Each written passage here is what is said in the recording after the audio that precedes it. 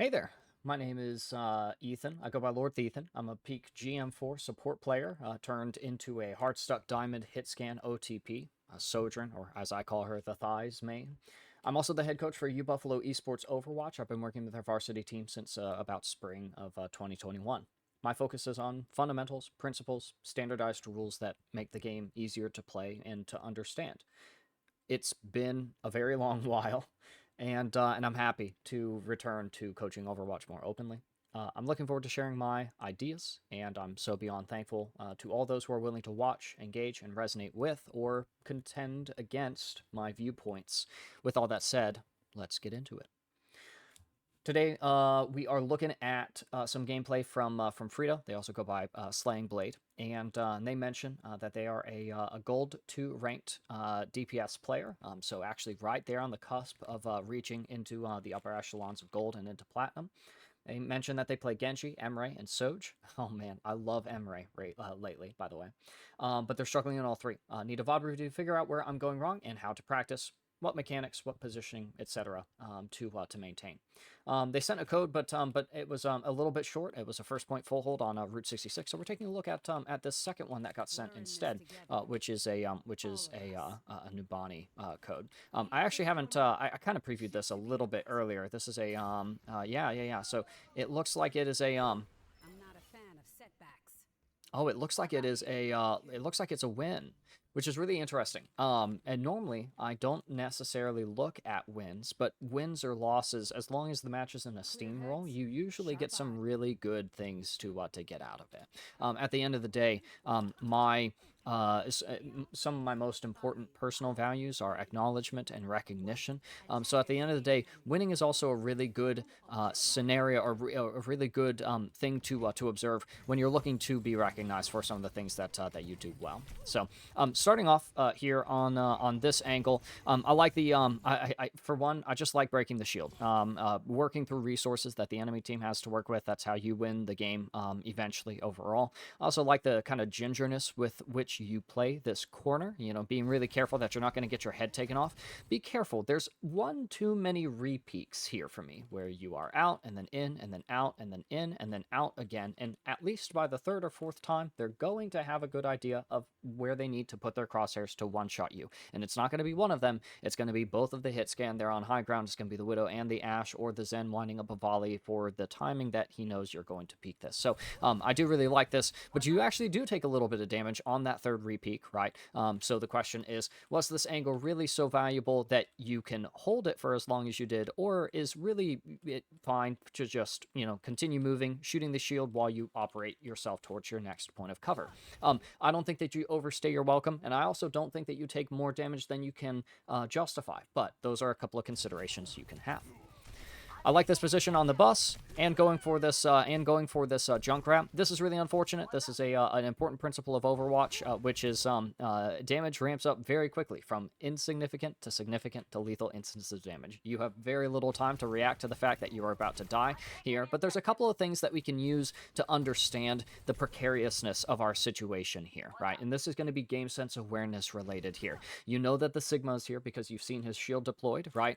Which this is a kind of a low ground position Sigma shield, right? Not to mention the fact that your teammates should be pinging him as well. If they see him, you should generally ping all of your targets so that your teammates know where they are, right? But this is the kind of shield that can be deployed from the height, right? The shield deployed from here would have a little bit of an angle to it and be facing a little more downwards, right? So we know that Sigma's here not only because of the shield, but also because we see the hyperspheres there, and we're going to end up seeing the rock here, right? We use our slide to get up to high ground. There's the rock, right? So we know where Sigma is, and now we have a really nice scouting profile because we know where the Sig is. We know where the Emre isn't because we had seen him up here very briefly, and we also know that there's a Junkrat up here with a Mercy Tether. We also know that our Winston is leaping out. So the longer we're up here, the more dangerous it will be. That's unrelated to the damage and more related to just the nature of the matchup, right? Who do we see in front of us and how lethal can they be? Well, when you're looking at characters like Junkrat and Sigma,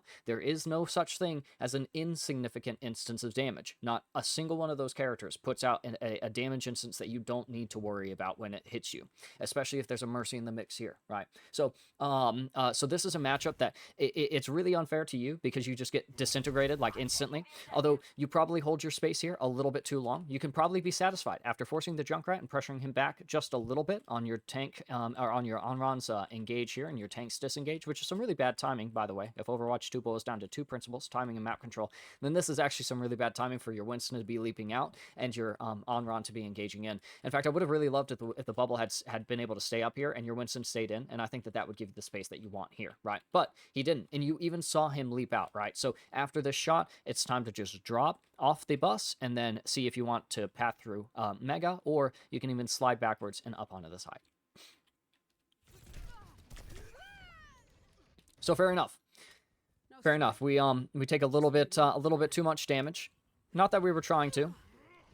We do path out the same way. Be very, very careful about this. And outside of the fact that you don't have a slide onto a high ground position for a map that is like very high ground dependent, I really wouldn't mind either pathing through the Mega or pathing through height. Generally, it makes me nervous, even though they are in the formation that I loathe the most, the straight line formation, right, which is just doesn't have any unique info, right? The Sigma, the Junkrat, the Juno, they all see the exact same thing, right? Which means that any information they don't see can go under their radar, right? And that could involve you moving up to this height. Right? Since they're all staring forward in a straight line, wouldn't you be free to move up here up until the point that you revealed yourself, right? And would you be able to do something with that reveal, right? Maybe not pressure out the Sigma, right? Because as soon as you start shooting him, he turns to you, right? In fact, he probably turns to you as soon as you stick your head out, right? So maybe you just step out, throw a disruption, and then go take another angle, right? Maybe you slide across and look for an opening on the Juno, right? Force the Sigma to turn around entirely so that now the rest of your team is free to walk in. Not that you have to be the playmaker here, but you certainly don't have to be one of the people following your team in a position where not only your entire team is getting spammed out. One of the reasons that I don't like people playing in the same spots is because you're liable to take the exact same instances of damage, which is exactly what's happening to you. You're taking damage instances that was like a single damage instance onto two of you, right? And that is huge for their Junkrat. That's why he is 53% to ultimate already, right? Is because we've got several of us who are all walking into his grenades.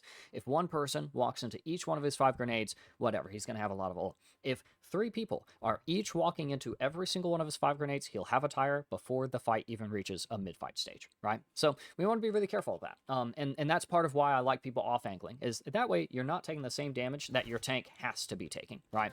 This is also a spammable angle. You're on the low ground as a character who benefits on high ground. All those years that I watched your Overwatch, Stylosa, all the content creators, Nateson when he was coaching, Spilo, Natter when he was coaching, like they talk about the high ground endlessly, and they're absolutely right. High ground is just better, right? Don't repeat this angle. You've already taken more damage than you can justify, so you want to find something new. You want to find something different to do, right? No, don't. Don't repeat this angle. You're just going to continue taking damage, and the longer you stay here, the less justifiable the damage that you're taking is going to be. And not only that, you really, as the fight evolves, you really only have a certain amount of time that you can play here. See your team in, your Onron off-angling, your Mizu half HP, your Winston ready to dive, but not in quite yet, right? Isn't this a pristine moment to be on the high ground? To that end, couldn't you have set up to eventually get up here? We spend a lot of time navigating this particular choke point, right, where we are just kind of taking damage that we aren't trading for anything particularly meaningful, right? It's no result on our disruption. We walk into 2 junk mines and we finally get the idea. By the way, it should have been after we got hit with the first junk mine, the first junk grenade, that we say, all right, I'm done taking damage. Because remember, there's nothing insignificant about Junkrat's damage instances, right? So instead of sliding out so that you can play this corner, I have you move out so that you can slide up onto this bus, exist here without feeling the need to do anything, right? Because this is a time and a position, timing and map control, the 2 core principles. This is a time and a position where you don't need to be responsible for doing anything, so that you can slide up here at the time when you do have to be responsible for doing something, right? When your Winston is in, when your Onron is engaged, when your Moira has wound up coalescence, whatever, right? So, So I don't really care for the amount of time that we spend here. I don't really care for this position as advantageous. It's not. For Sojourn as a character in particular, if we're thinking about our character's rule sets by which we must be playing, then it's not really within Sojourn's rule sets to play on low ground down main, right? If I'm playing Numbani, Shambali Monastery, Route 66, if I'm on King's Row or Midtown or Eichenwald or Blizzard World, if I'm playing on Havana or trying to push through Colosseo, I want the high ground, especially if I am playing Hitscan. Emre, Soldier, Sojourn, Genji. I mean, honestly, if I'm anyone, I want the high ground positions. Right now, if I'm playing Winston, right, or Genji or Echo, then I can just leap from the low ground to the high ground. This is fine to play in the pre-setup phase of the fight, but once the fight has broken out, once one of your characters or your team is engaged, you really want to be in the positions that benefit your character the most. So slide up to the high ground. You can even jump up on this car and even get a little slide up here. It's not actually too technical. It is a little technical, but it is a really nice position. And you would have more to do than just shoot the Sigma, who doesn't give you as much ultimate charge and who does need to be pressured out, but you want him to be able to pressure you out at the same time that you're trying to pressure him. You would rather be able to poke down his barrier force, his resources from beyond his hypersphere range, and the easiest way for you to do that on first point Numbani is to be on high. Now, would that also leave you susceptible to these three, right, who are up here? Yes, but that's who your team is looking at. And those are also the ones who give you more ult charge, and those are generally the ones who are going to be, depending on the scenario, even a little bit more threatening, especially to your character. So if we're thinking about the rules of the matchup, right, who we're playing against, then actually high ground is still a really good position to be at. And you can even walk forward even a little bit and then slide up onto this height. But you should be on high ground. You should be on high ground. It gives you the best angle, the easiest shots, the most consistent damage, the most meaningful pressure, and the safest exits. This still ends up being an excellent fight for your team. I definitely structure it to occur a lot less or a lot differently, and I do really like those connections. Actually, it's interesting that I probably won't have much to say about your aim because it seems fairly reliable. I think you even mentioned what mechanics, what positioning, etc. You're trying to figure out where to start with your direction into platinum, and I can tell you, high ground is definitely a good place to start. But it's not necessarily that high ground is a good spot, right? It's just a good spot, right? It's like okay, well, the Earth is spinning through the universe as the galaxy careens towards some unknown great attractor, and that's just the way it is, right? No. Overwatch is a little more precise. It's a little more reasonable, right? And so really you want to be on high ground because it makes your shots the easiest to land. If you're worried about your mechanical output, and when it comes to these first-person shooters, and especially these hero shooters that are even a little more lenient than, say, some of their first-person shooter competitive contemporaries, such as like Valorant or CSGO, or some of these ones that are a little more focused on the gunplay. Valorant is a bad example for that, by the way. But what you really want to be doing is making your shots easy to land, right? Don't let your movement mess up your aim. Make sure that you're on the right angles, at the right distances, right, at the right times. Timing and map control, that comes up once again. And so high ground is a great place to do it, but you can also, honestly, now that you guys have the objective, and as long as you don't die while doing it, you could also just come over here, wrap around, and these are some easy shots to land, right? All of their backs are to you. You're unmarked. One of them is low HP, right? Which gives you some nice confidence in your aim. Holy smokes, there's never a time where it's more important to be confident in your aim than when your opponent is a low HP and you're trying to land that shot, right? So there's a lot of ways to make your mechanics really strong, and some of them are related to where you're playing and what time you're playing those positions, and what time you're also shooting from or to other positions.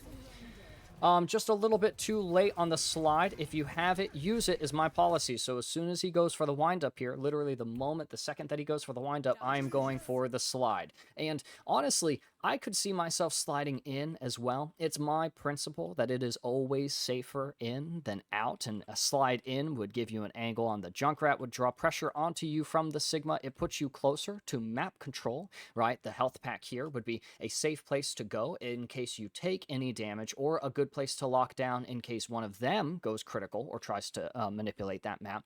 At least in higher level lobbies, right? If they're trying to flux us, right, then backing off to the objective and playing defensive is a strategy strategy, but we could actually just counterattack here. We aren't suffering any disadvantages, and absolutely, if they get one of us in flux, then we want to at least trade for one of theirs. So in a higher level lobby as well, you might find that your Winston is more inclined to go in, your Moira might fade out, but then wind up Cole and look to swing wide as well. And so to that end, I think it's always safer in than out. I would actually be sliding in rather than out. There's nothing to do on the objective. You're 98% to your ultimate, so you want to be generating it as quickly as possible. You're not going to do that from here or doing nothing on the objective. It does need to move anyways, but if it was going to move, then you might have actually, I don't believe in supports on the objective. I think DPS should be the ones moving the objective. So you probably should have been on the point anyways, which leaves you liable to not be fluxed, which means after your team gets fluxed, you could probably tap out, let one of them back up, you take some of this pressure, apply pressure onto Sigma so that he has a harder time shooting your teammates, and then that would work as well as a scenario, right? Ultimately, at the end of the day, you should either be moving the objective here, or you should be sliding in onto the Mega to establish picks, advantages, apply pressure, or find yourself in a position that that you can be marginally safe for some period of this particular fight phase.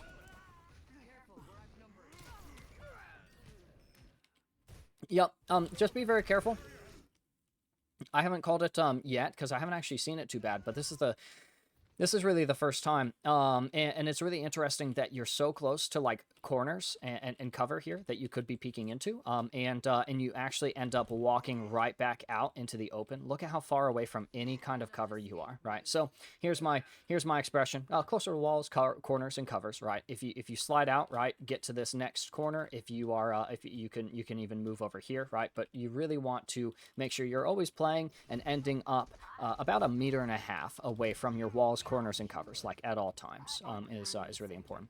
Go high ground here. Walk out the top steps. Perfect. Marvelous. Okay. Do your scouting. Look left and right now. Make sure that no one's trying to greed out on the high ground. They have a Junkrat, and he's getting picks in their backline right now. But Junkrat should be up here, ready to one shot whoever walks out. Right. Same with a Venture or a Pharah or whatever. Right. Okay, so now we're trying to figure out when to use our ult, which is immediately. Like, if we have it, we should use it, right? So if you can't use it, then find a reason to use it. If you can't find a reason to use it, then make a reason to use it. That's the old Theanism right there. So you really want to be using it here. I might pull trigger on the drop there. I think that this right here is your earliest moment. This is your earliest opportunity in this window to let her rip on your ult. So right here, and let's see when the opportunity expires. You should still be using it. You see how by not continuing to move out here, where you have a clearer angle, where you have more information, where you have closer proximity to map control and tons of corners and walls and covers to play around, you see how easy it is for you to just gradually lose HP here. This is troublesome. You have your ultimate. You don't want to be under pressure. And it definitely feels a little bit scary to put yourself out here, but you're putting yourself out here in the context of an entire fight that's moving around. Now, there are some freaks on ladder who are going to see you out there and they're going to be like, Soj, right? But at least not quite yet, right? You're not going to encounter that kind of behavior until maybe Diamond Masters. So you do have a lot of agency here to swing a little bit wide, get a little more info, take a little less spam, because they have already been spamming this angle. And let me tell you, if I've seen Junkrat and Sig Hyperspheres coming down this position, the last place that I want to play or stay is right here, right? So this is where, I either slide in to compensate for the fact that I have taken damage so that I can get close to my next good position and a health pack, or so that I can line up an ult, because if I ult and start applying damage, then they are going to be forced to back off and play a little more safely, right? The Mizuki wall goes up. Your window to ultimate has not expired yet. You can still ult. You can still ult. I don't mind the cover here. But you could ult, and just ulting would force him to play differently or start looking at you instead of your Mizuki. Now, should your Mizuki be out in the open here? Absolutely not. But would your Mizuki also be bought a little bit of time to get the TP, to find some cover, to do whatever if you ulted? If you ulted, does that actually delay them from going for their ults? Do you pull trigger a little bit earlier, and that makes them say, oh, guys, they're wasting overclock.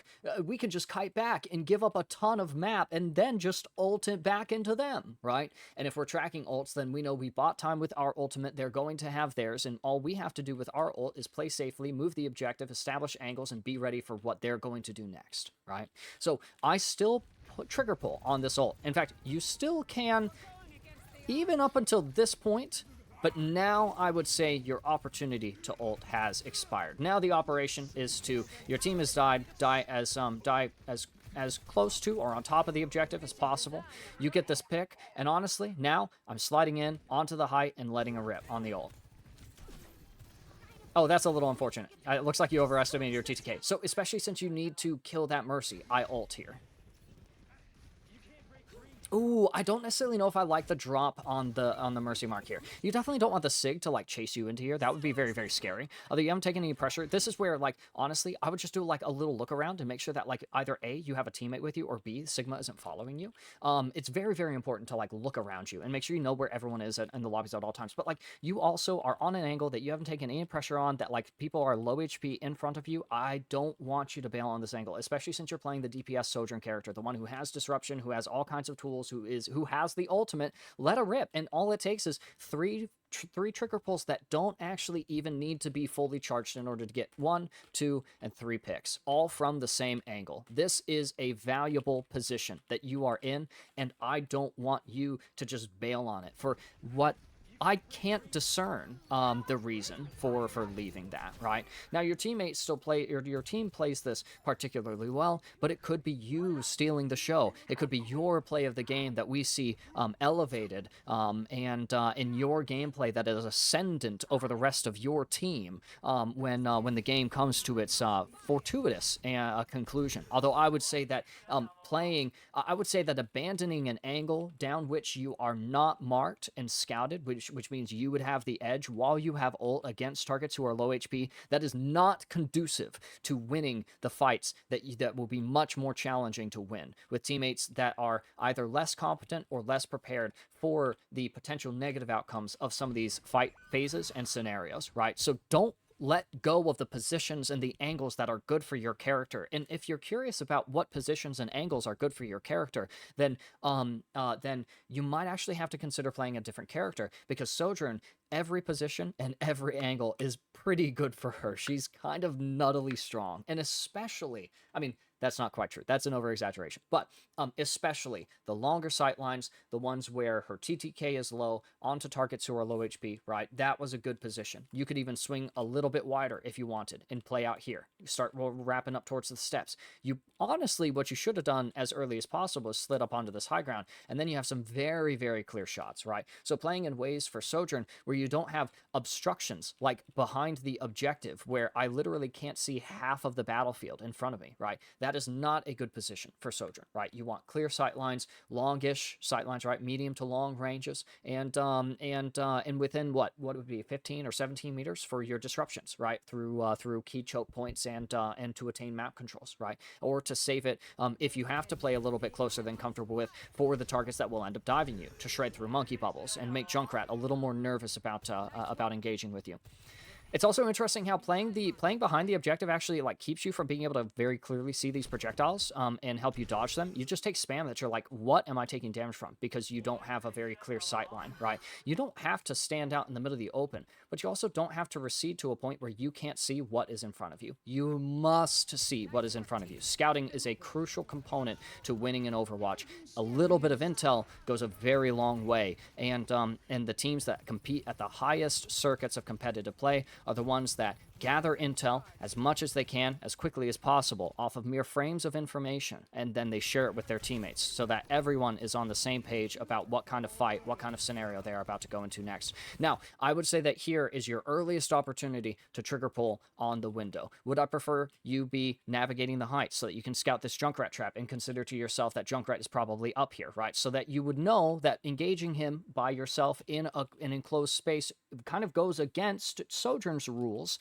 especially when it comes to the Junkrat match, and also kind of plays into the Junkrat's rules, especially when it comes to the Sojourn matchup, right? Wouldn't it be helpful to know that the Junkrat is up here and pass that on to your tank player so that they know they don't have to worry about Junkrat spam going in, they just have to worry about Junkrat spam once they're in, right? Would you be able to force him out by ulting, right? By coming up here and ulting and then just waiting for him to peek you? Or would you be comfortable knowing that Junkrat is up here, which means you can move all the way through here and go for a rip on your ultimate against Mercy, Juno, and Emre, all of whom you actually have some really nice advantages and options against. The one place that I think you can't play is in this room, right? So that's past this doorway. You can still be up here, right?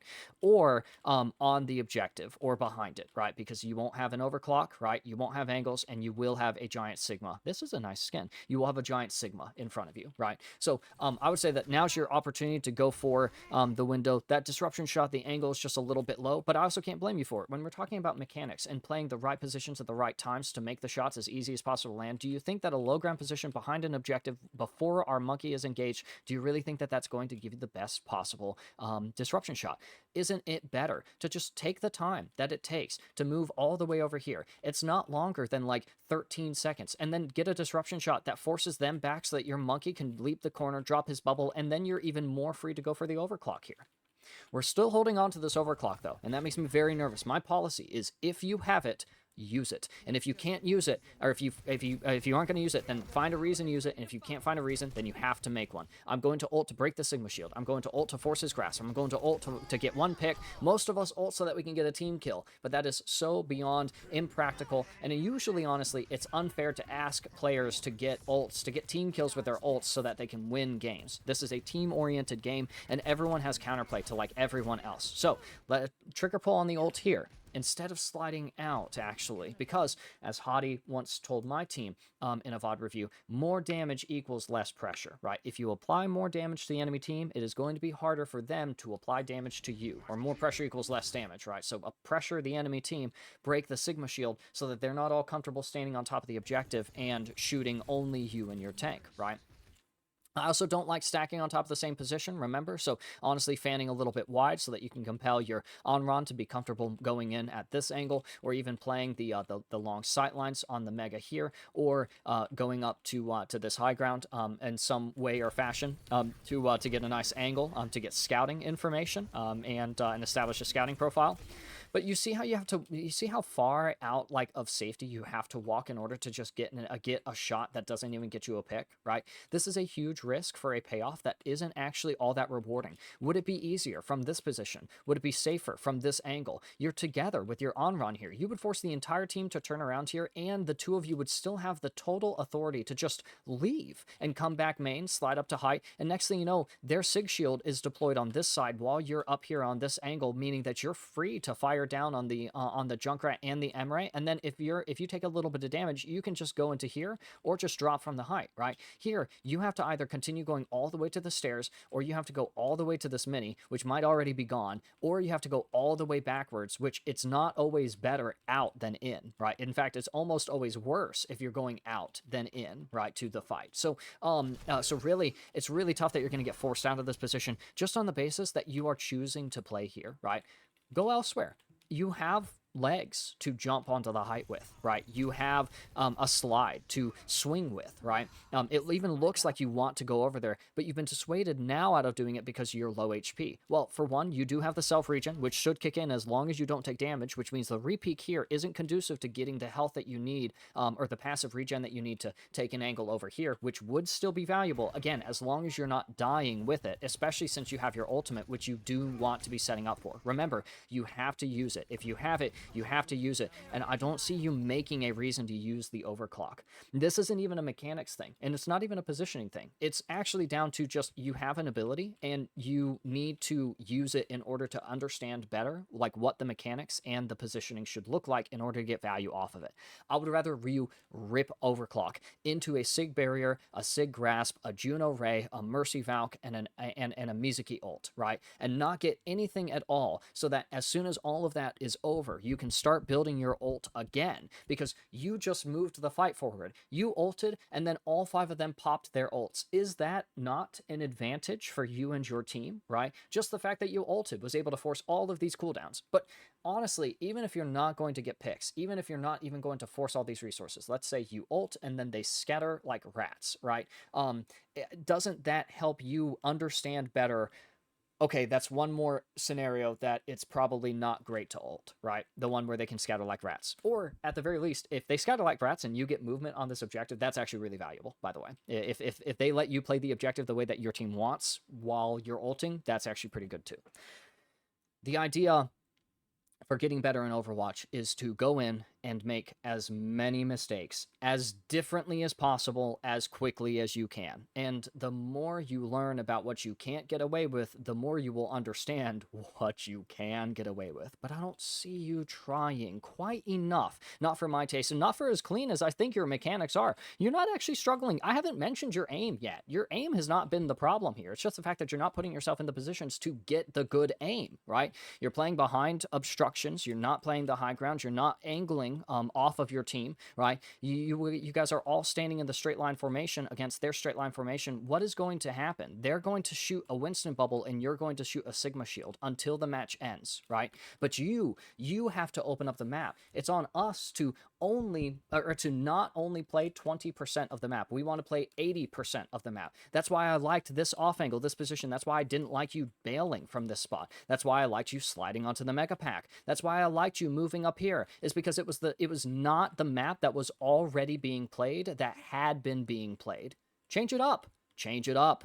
Do something different. Play somewhere different. It will open up options that either lead into mistakes that can go into your portfolio of mistakes and help you be able to say, well, that didn't work for me last time. Here's how I either don't do it this time, or here's how I do it differently so that it will work. Or they work, they give you options, and that gives you that gives you SR. Ooh, and we love seeing the numbers go up. In Slaying, you absolutely deserve for the numbers to go up. I would wager you're playing the game, and if you're playing it regularly, then hopefully you're winning more than you're losing, generally speaking. I know we have some tough sessions. Here it is. Oh, a perfect demonstration of it's always safer. It's always better in than out. A well-placed Mizuki ult. You are intuitive enough to leap to it and its sanctuary that it provides, and that gives you a really nice position to land a brilliant shot. That's a game-changing position. That's a game-changing cooldown usage. That's a game-changing ability.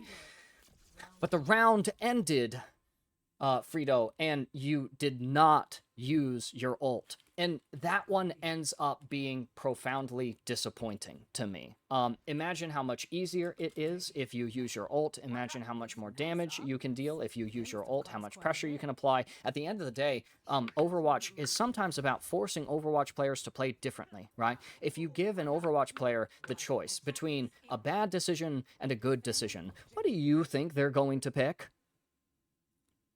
Yeah, everyone who just thought to themselves or said, oh, a good decision, coach, be seated, dislike the video, and never return. No. They're going to choose the bad decision because they've already made the bad decision to spend their time playing Overwatch, right? And so we can trust that Overwatch players are going to continue to make bad decisions. Make them change the way that they're playing. Don't let Overwatch players play the way that they want. Change and bend the rule sets according to the strengths of your character and to the positions and to the good timings, right, of the game, right? Jump the targets when your Winston is in. Play safely while you're waiting for your team to respawn. Use your ult at the same time as a cooldown or just after they use one of their big advantages, one of their big cooldowns or ults, right? These are examples of timing, right? And that way you force them to make decisions. And the more decisions you can force from them, the more bad choices that they make, the more disadvantages they eventually incur, the more advantages you establish, the more disadvantages you're able to impose, and eventually that will lead you to a win, and eventually that will lead to a rank up as well. It's important to take stock in these little moments, these little victories, these little decisions, and these little advantages. I like this position on the high ground. Be careful about repeaking. As soon as you're taking damage, you are seeking to do something a little bit bit differently, right? So whether it's the movement, whether it's the timing, right? You don't want to 1 2 1 2 1 2 repeat on a tempo. You want to stagger those timings. You want to let them drop the mark on you. You want to position for something to be different, right? They're playing Reaper, Queen, Mercy, Moira, Cass. At one point, there's going to be a glide, there's going to be a fade, there's going to be a TP, there's going to be a shout, there's going to be a knife, right? What is your plan for when those cooldowns and occurrences happen, right? Are you going to stay up here? That's a nice shot. Be careful about jumping. I don't like jumping. Jumping doesn't make sense to me because it raises your center of mass. It makes you easier to hit. It messes up your crosshair placement. It ended up working for you on that Moira, but I'm going to credit that for your good aim and not so much the fact that you were jumping to get a better angle on her, not a better angle than the high ground could already provide for you. So especially jumping on the high ground, I think you deserve to be 15 HP right now, and I honestly kind of hope that you die, but I'm glad that you don't. Re-peaking this high ground at less than at least 50% HP is a huge liability, especially since he had already tapped you, you already went crit, you already got your pick. Dude, just play your advantage. You just got a Moira pick. If the next thing that you do is die, then you are the liability for your team the same way that their Moira is for theirs, and it doesn't even matter because theirs is getting revived and you won't have that option, right? So do the boring thing. Get your pick and then just hang out and see what happens next. Go scout more info, right? Get back to full HP before re-peaking angle at 98 HP. That is less than 50% HP, by the way, right? So you want to be really, really careful about that. And feeding after this cast isn't the condition to winning the rest of this fight. It's going to be playing your life, establishing advantages, applying pressure, right? There's a fight happening main now, and I appreciate your focus being shifted to make sure that that's working, and then pressuring out the Mercy works really well.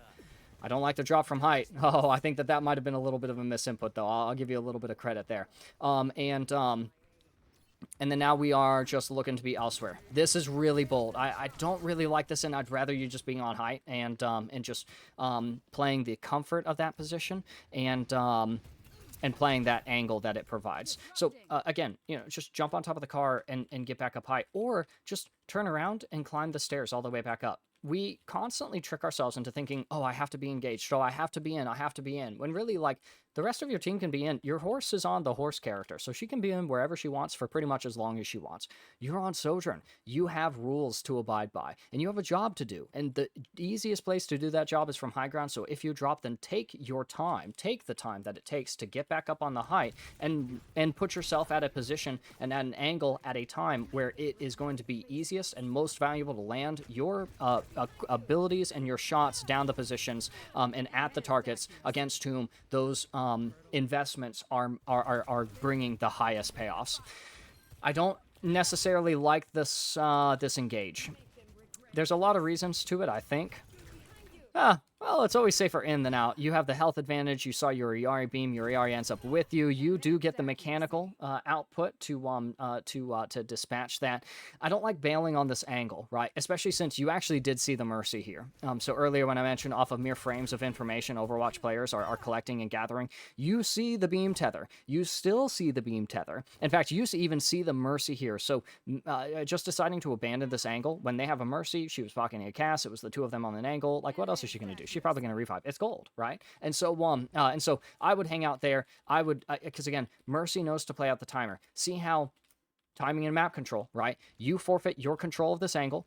Mercy decides that she's going to play a timer at the time when you forfeit your control of this angle for an angle that you actually don't necessarily need to have authority over, right? This is very much like I have to go back to shooting whatever is main with the rest of my team. No, you've gotten your pick. Do the boring thing. And they have a Mercy on their team. If we're thinking about the 3 core rule sets by which we must play Overwatch, that is the rules of our character, the rules of our composition, and the rules of our matchup, then the rules of our matchup actually dictate that we want to sit here and make sure that the Mercy either does or doesn't go for the revive, because if she does go for the revive, then that is an additional free pick-off off of an advantage that you've already established, which will decisively end the fight. Walking out here is not only an invitation to get knifed into Reaper pellets, right, but also it lets the Mercy equalize the fight.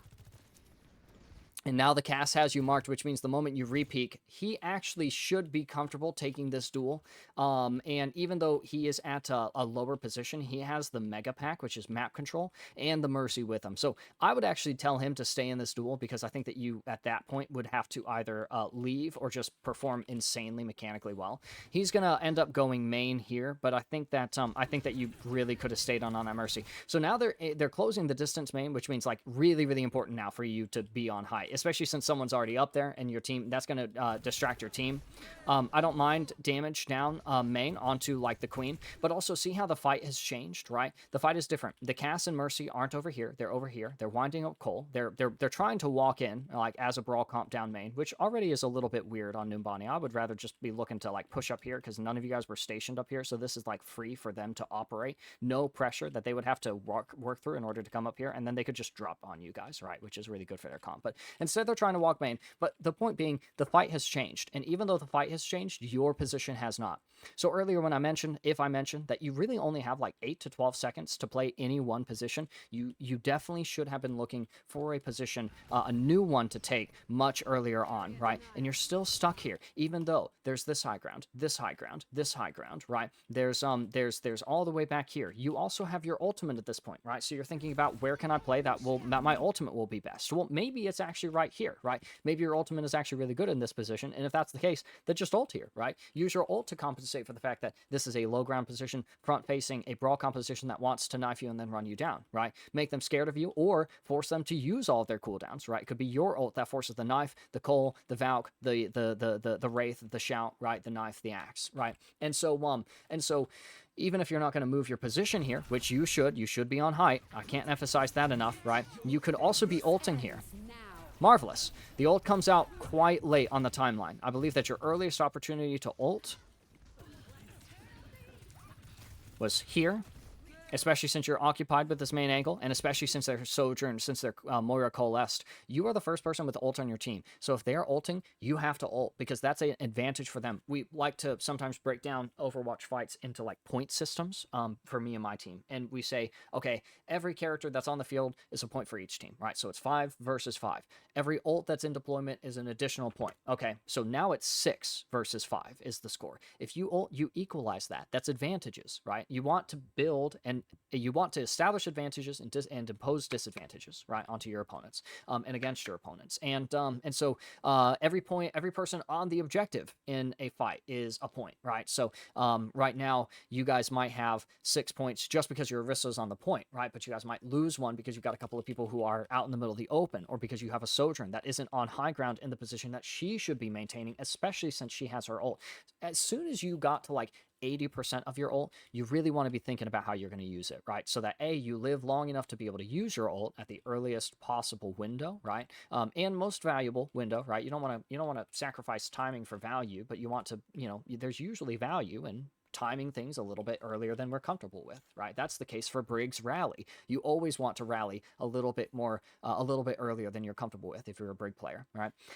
And so once you're close to your ult, you really want to be thinking about how you're going to use it, right?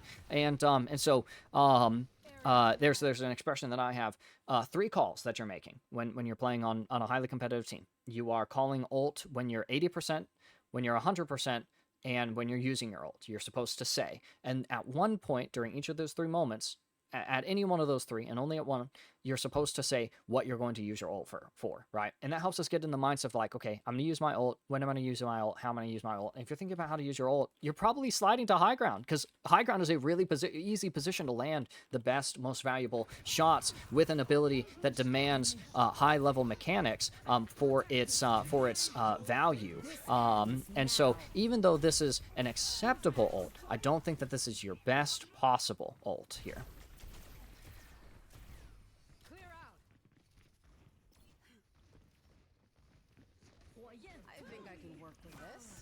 Oh, this is a gutsy angle. I like that, though. Be really careful about that. It's probably not necessarily the appropriate timing, and it's probably not the appropriate distance as well. See how your Onron is coming back off this angle, and your Mizuki is kind of in the wrong spot. So the thing is, if let's say there's a Widowmaker back there, right? And I'm playing Widow Hanzo on my team, and my Widow peeks out, takes a shot, misses, their Widow takes a shot, misses. My Widow unpeaks. If my Hanzo then repeaks afterwards, he should die because he has just repeaked. Now, okay, Hanzo only peaked once, you argue. Sure, it was a red team body that peaked out, and then a second red team body that peaked out on a timeline, right? On a tempo, right? Oop, peak, unpeak Widow, peak, unpeak Hanzo, right? So, Onron disengaging from this angle makes me uncomfortable, or would make me uncomfortable to peak this, because I understand that any peaking I do past the angle that my teammate just disengaged from is a repeak. They are ready to shoot me because they were getting ready to shoot Onron, right? Which means I die, and is that fair? No, not necessarily, but I also had the tools that it takes to understand that they were ready to shoot me there, which is my teammate just came from that spot. Nice. I like that pick. I really like that pick. I also like that you picked the slow perk. I really like the slow on that disruption. It's very useful. Yeah, this is just like, you know, this is just like we're playing too samey. We're playing the low ground. We grab the mega, and then we immediately like walk back out into the open instead of like just, you know, you don't have to do anything here. You can actually just sit still in this position, right? Why? Oh, well, you come up for the Mercy, right? And by the way, you're jumping around corners, right? You can actually see her like from here. So be careful. You don't have to swing all the way out here to shoot the Mercy, the same way that you can't shoot the Mercy if you're over here. But you might also be able to shoot her if you're over here. And this is an angle that's acceptable from the position that you maintained, right? So this is an Ana principle here, where we move forward to land Bionade and Sleep Darts, when really we could just take a stronger, further angle, right? And then now we're 76 HP and we're staying out here, right? When really, as soon as I get my pick, I'm running off. Establish your advantages and then do the boring thing, which is wait to see how the fight evolves, right? So you start getting healed, but then you meander here, right? We actually don't know where we're going to end up moving after getting that pick, which should be to high ground, which we should have been on high ground, or rather, outside of the fact that we should have been on high ground, being on high ground would have alerted us to where the Reaper was. It might have conditioned us to understand that he was going for some kind of ultimate or some kind of play, right? We hear him back on the high ground. We slide height. Perfect. This is where you want to be most of the game. Like most of the game, every single game ever that you play in Overwatch, you want to be on this high ground position. That's an excellent pick on the Cassidy. Don't drop from the high ground. There's no reason to drop from the high ground. Your tank is on the objective. They have opponents on the high ground. You have shots that are easier to land at medium to long ranges from these high ground positions. It's not your mechanics that are struggling. It is your mechanics as a byproduct of the position, movement, pathing, traversal, and rotations that you are committing yourself to, and the lack thereof. Honestly, I get to see some insanely incredible things from you if you are rotating appropriately, playing your medium to long range angles and sight lines, like instead of walking up to land the shots on the Mercy, just fanning out, right, to the angle, right? We talked about here, instead of taking damage down this position, right, you can get map control, cover, and angles onto targets that are highly valuable for you to shoot at, right? So this is a really important thing to walk away with, right? Is your positioning is going to help your aim, your movement is going to help your aim, right? Because your mechanics are actually quite good. I mean, absolutely passable for, like, I would say even up to, like, and maybe this is generous, but I'd say even up to low masters, like this aim will work. This will do. It's just going to require better decision making, more aggressive angling, safer timelines where you're not maintaining your position at a spot for too long, where you're taking too much damage, right? Or where you are marked for so long that the longer you're sitting on an angle and they know that you're on an angle, the more they're going to have an idea of how to move you from that angle. Your spacing, you're playing far too close to this queen, within Reaper's effective range, within Moira's effective range, while they have Valkyrie and are looking to push in, right? So shouldn't you be playing a little bit further out, even if it's on the low ground, if it's close to a mega, if it's around corners, walls, and cover, as opposed to being on the objective with the objective as an obstruction to your line of sight? How are your mechanics, I implore you, how are your mechanics going to be any good looking at this? How are you going to land shots on Nicolai there, right? You won't be able to, I guarantee it.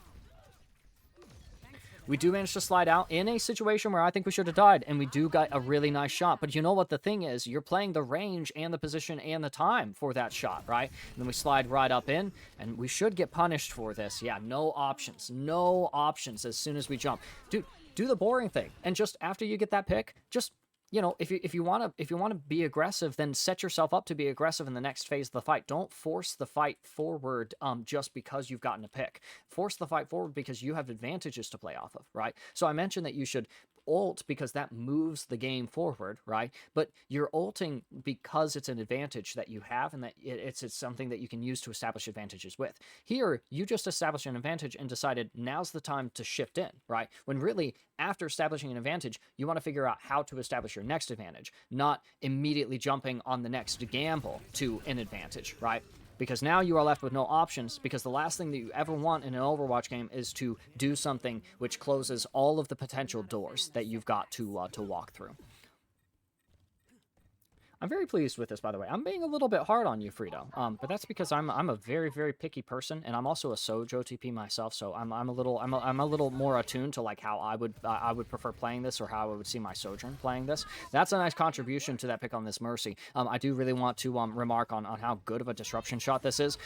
I almost want to say that like you're kind of lucky with this, that this got as much value as it did, but like the fact is that this was a nice cast, right? Whether or not I wanted this to get value, this got value, and like this cart, you using this cart as an obstruction, you're not even using his cover, you using it as an obstruction unnerves me. But I really love how you were able to nail this angle in between that and the slow perk and the sun. It results in a really nice pick off value off of your Iari's ultimate. Couldn't you have just waited to do that instead of feeding and dying and having to come back from spawn and barely participate in a fight? I mean, that's what this is, right? Wouldn't it be nicer to be over here and just set up for a slide, jump, E, and then land and wait for the picks to roll in?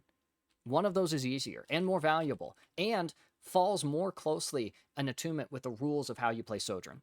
This is an excellent disruption shot, by the way. And I do want to remark, the Sojourn gameplay is really good from you. It's just the decision making that I struggle with a little bit, and part of the reason that I'm struggling with it is because I really want to see how well you play Sojourn be demonstrated in an environment or with decisions that make it easier to play her even a little bit more more better, more gooder. Oh goodness, the word slop. It's getting away from me. But this is all really reliable. Just get to the high ground, take the stairs, slide up, go through mini room, right? But like you're shooting in a cast from low ground, right? How are those mechanics supposed to be easy? If you think that the mechanics are supposed to be easier for you there than if you were just on even ground or on an elevated position, then like I guess we could go back and forth about that in the comment section. But I'm sleepy and I've been working too much the last couple of weeks, and honestly all I want to do is just hit the ladder and play Emre right now, and so it's probably an exercise in futility. Get on the high ground. Your best ult is there. Your highest safety is there. You also force the cast out of that position, and I think he's the one who's hurting your teammates and eking away your advantages. Honestly, we should have probably lost one or two teammates to him being on the high ground already. And at the end of the day, him being on high ground helps the Reaper be on high ground, helps them both be on high ground, forces us off of the high ground, which is a powerful position. So if we're considering the advantages and disadvantages, you guys have a couple of stacked against you at this time. Yeah, see how we're all in the same place at the same time, staring at the same angle? Like, go get some different information, because knowledge is power, right? Your teammates can see what they're looking at, but you can also go find what they aren't looking at and figure out what that looks like, so that you understand how to take the fight a little bit better. I really like this off angle. This is exactly what I wanted to see, right? Instead of you playing the same position, the same angle, I wanted to see you move over here, go through here, find an opportunity onto some valuable targets. This was marvelous. Big ol' chef's kiss from me. Getting to see Sojourn really get to be abused in the way that I think she can be abused. I mean, this character is absolutely so goated right now, and she's been relatively strong since the release of Overwatch. Man, it almost looks like you're like thinking about the right thing to do, which is to set up for a pre-fight setup. I'm sorry, for a pre-setup phase for the next fight on the high ground position, from which you can get the most information, the easiest shots, the most consistent damage, the highest pressure, the biggest ultimate generation, right? And not in a small room against a Reaper Brawl Queen composition, although I do really like that gets value, right? Although, for me, I like the value that you're getting off the disruption shot, but not so much the value that you're getting off of the neutral gun gameplay, right? So maybe these positions that you are opting for, these plays that you're going for, maybe it makes more sense to do things like the disruption shot as opposed to going for the neutral gameplay, the right click and left click, primary, secondary fire, right? That you can do from the high ground as opposed to these ability-based decisions, right? Which you might be able to do from some of these positions that don't afford Sojourn the same conveniences where you would see her going for her primary and secondary fires, right? Hopefully that makes sense. That is to say, I liked that disruption shot. I like that it got value. I also think that you guys are probably getting away with a little too much in this game. I really think that some of the ways that this game is being played, I think, should be a lot more exploitable. But I don't mind that we're winning in this way because there's still a lot that I think you could be doing differently. Although it really does boil down to playing high ground position and ranges that benefit my character a lot more. Your slide timings in general have been pretty nice. Although you have to ult. You have to ult as soon as you get it. As soon as you get it, you have to ult because the thing that you want to be doing next is building your next ultimate. You want to be doing that as quickly as possible.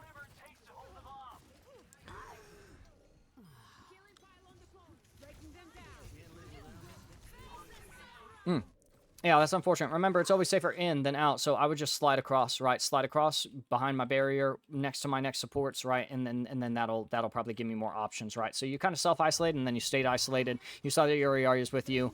You see that you feel the microwave of the sim turrets. You know, just turn around and shoot it, or just again slide across. Change it up, force them to make decisions, and make a decision yourself that doesn't lead you right back into this Reaper, especially when you have ult. Because remember, as soon as you hit, here we go. Here we go. Pretty much at this moment, we're thinking to ourselves, okay, I'm close to ult. How do I want to use it, right? Where do I want to set up so that I can use my ult, right? And by the way, you take a couple of steps forward into a Reaper, and there's no one here that you need to be walking forward against, right? So continue backing up because you're out in the middle of the open right now, and the only place that you ever want to be in Overwatch is near walls, corners, and covers, right? Because that will help you live long enough to figure out how to use your ult, right? Reaper kills you, you're going to end up staggered. He managed to get the Orisa as well. If you were alive, you might have been able to do damage just enough to either prevent him from killing the Orisa or to trade him. If you trade him, he's not going to be set up on this left side so that when you walk out, you aren't immediately pressured. You have your ultimate, which means you want to use it, which means anyone who's going to prevent you from using your ultimate, you either want to put distance between yourself, between you and them, or you want to dispatch them so that they are no longer threatening to you so that you can use your ultimate, right? So, but pretty much as soon as the queen was there, you wanted to, or as soon as you dispatch the queen, you're thinking about how do I live so that I can use my ultimate there. And the second round ends. Oh no, Frido, and we still haven't found a chance to use our ultimate, right? Now you were getting jumped there a little bit, right? But again, I want to remark that that your position, rotation, and pathing, your general movement and traversal is not quite up to the standards that this particular match demanded in order for you to be afforded opportunities. The late points in your windows of opportunities to ult. You had plenty of time and plenty of space and good, well, not good because you need to be on high ground, but decent positions from which to ult in the earlier stages, in those early windows of opportunity. But at least in the late part of that window to ultimate, you always found yourself just a little bit too close to the fight, a little bit too far away from walls, corners, and covers, and a little too much pressure in the form of damage coming onto you because of where you are positioned than you were comfortable with. Which again, the way to relieve that is ult, right? If all of a sudden, if I'm shooting a Sojourn, and all of a sudden she pulls out the ability that can instantly vaporize me, I'm going to leave her alone, right? I'm going to stop shooting her, or I'm going to try shooting her harder, in which case she has the agency to pick me, right? She has the lower time to kill, the lower TTK, right? Like I said, Frido, I was really hard on you because I'm really, really picky, and I really like playing Sojourn myself. But again, the nature of my particularly harsh criticisms is rooted very deeply in the fact that I very much love this character, and I really like the fact that you have a really solid general grasp on how you want to engage in her particular mechanical output, right? I find there are easier ways to accomplish some of the challenging things that you did, and you did some pretty incredible things, regardless of how challenging they were. So examples included weaving, threading the needle with that disruption shot to get the follow-up on the Iari Sun. You had some very nice shots onto the Queen, some really good pressures onto the Cassidy, the Mercy, although I want you watching for that revive, because of course Mercy wants to go for the revive. Think about how these characters want to play into you and your comp and with their team, right? If I'm a Mercy player pocketing a Cassidy, if he goes down on an off angle before the fight begins, I want to revive that, right? So a little more familiarity with some of the rules of Overwatch, some of these individual kind of interactions. I call it the rule sets, which is the comp, who am I playing with, the character, who am I playing, and the matchup, who am I playing against, and how do I want to, that's the matrix of decisions. That's the matrix of reasons behind the decisions that I'll make at any one point in time. At the end of the day, go high ground. Go high ground and use your ult as soon as you have it. That advice has changed entire players' journeys. The ult, when you have it, has pushed players from low GM to high GM and champion. The play on high ground has entirely changed the path from bronze to masters, right? And just those two pieces of feedback are going to be really helpful to you, but I think that there's a lot in between that we would be able to examine. Things like those matchups, the Mercy, the Cass, playing at certain timings, right? Goodness, establishing your advantages, and then stop feeling like you have to quote unquote play the game. You play the game better actually when you establish an advantage, and then you just read the fight. You figure out what's happening next instead of forcing yourself to make a mistake, right? But if you are going to make mistakes, go in and instead of making the same mistake several times consecutively, which we didn't see in high frequency tonight, but we did see a couple of times the same mistake committed consecutively, right? If you're gonna make mistakes, go in and make as many mistakes as differently as possible. Each mistake has to be entirely unique as quickly as possible, and that will also give you a really nice toolkit to understand what you can and can't get away with. Frido, an absolutely massive shout out to you for being willing to submit your gameplay for VOD review. I had an absolute blast examining it, and hopefully you feel like you have a nice sense of direction heading into your next competitive sessions, as well as some nice validation. You actually do have it when it comes to the aim, and I think that you absolutely could make it past where you feel stuck at, if you feel stuck, and into the upper echelons of the ranks that you currently compete in, and then eventually punch through into the lower echelons of the next one after that. It's going to take a little more rigidity, a little more dedication to some of these FPS fundamentals. But the moment that you have a really good kind of subconscious grasp on those things, right? You slide up to high ground, not because you're thinking about, oh, I need to get up to high ground, but because it's just what you do, right? Oh, isn't that what Mike tells Walter White in Breaking Bad? Is complaining about the money. He's like, why do we have to pay these people, Michael? And he's like, it's just what you do, right? So once you have that ingrained in you, then I think you're going to find you are a lot more successful in the games that are supposed to be winnable for you. Frido, thank you so much for the submission.